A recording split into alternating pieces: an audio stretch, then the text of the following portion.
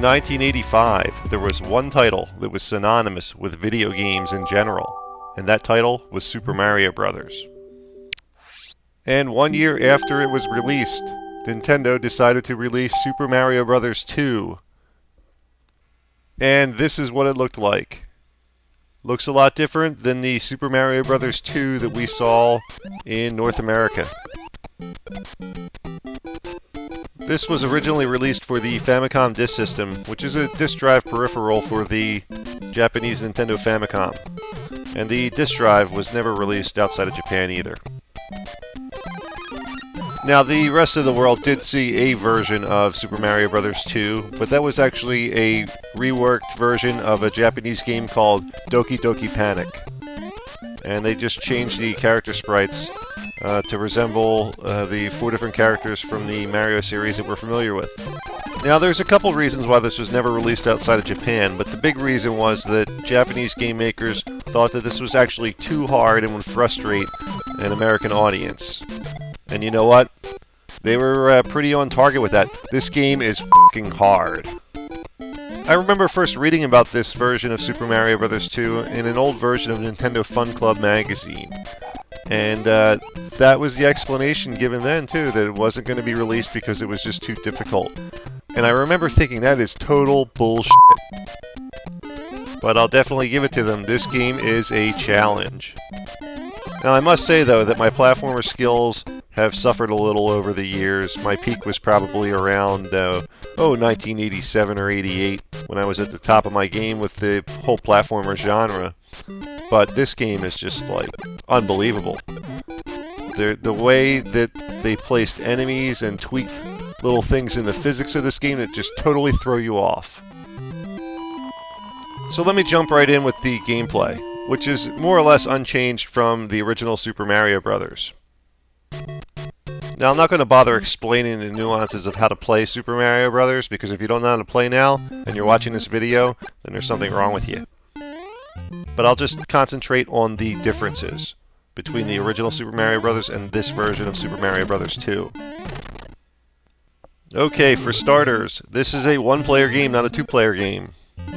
In the beginning title screen, you have the option of, instead of one and two player, a Mario or a Luigi game. And it's a one-player game as either Mario or Luigi. And this is the first time we see any kind of differences between the two characters when you play with them. For example, Mario has slightly better traction than Luigi when he runs. And Luigi does actually jump a little higher than Mario in this version of the game. That wasn't the case in the original Super Mario Bros. They were basically the same character with different colors. Another notable difference is the tweaking of the physics engine of the game. And it's ever so slight, but it makes a big difference if you're accustomed to playing the original Super Mario Bros. And one of the more noticeable aspects of that tweaked physics engine is the distance you hop after you jump on an enemy. You bounce a bit higher, and I believe the enemies hop a bit higher and are generally a tad bit faster.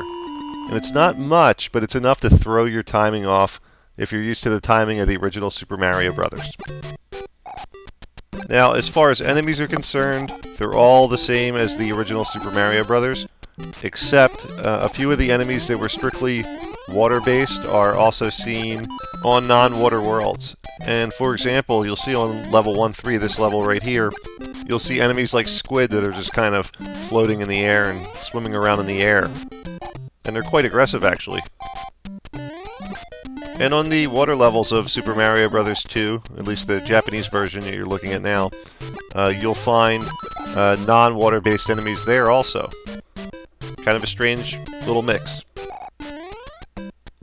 As for power-ups, they remain the same as Super Mario Bros. 1, with one notable exception. There is now the poisonous mushroom that's introduced into the gameplay. And that's a mushroom that's slightly different in color than your power-up mushroom or your one-up mushroom. And if you touch it, it's the same as touching an enemy.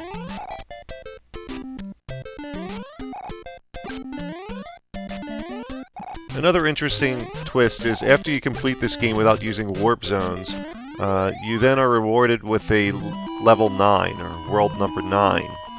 And that is like a super bizarre world with all kinds of funky things, enemies and stuff where it shouldn't be. It's very interesting from what I hear. I've never gotten there. In fact, this is the first time I've ever played the game.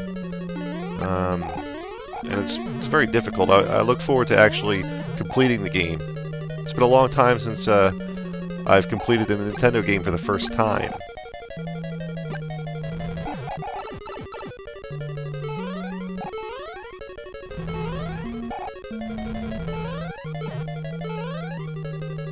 So that about sums up the key differences between the original Super Mario Bros. And this version of Super Mario Bros. 2. This version of the game is only available for the Famicom Disk System or the Nintendo Wii Virtual Console. There was a version of this game that was released for the Super Nintendo outside of Japan, and it was called Super Mario All-Stars. But that version isn't a true port of the Famicom Disk System version. It did have a graphical facelift, but it changed some other subtleties of gameplay also. So it's not an exact replica.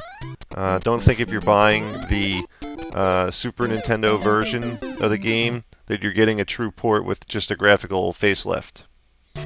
Now, if you want to play this game in this form, you have two choices, the Famicom Disk System or the Wii Virtual Console. The Famicom Disk System can be a bit hard to track down, at least in working order, outside of Japan. And then after that you have to track down an actual copy of the disc and make sure that nobody wrote over the disc. Because there was a kiosk type service you could use in Japan to reuse the discs and download and rewrite other games onto the disc. So be aware of that if you're hunting this game down for the Famicom Disk System. If you buy it for the Wii, it's 600 points outside of Japan or 500 Wii points inside Japan. And I think it's $6 well spent. I'm Dommy from Classic Games Revisited. Until next time.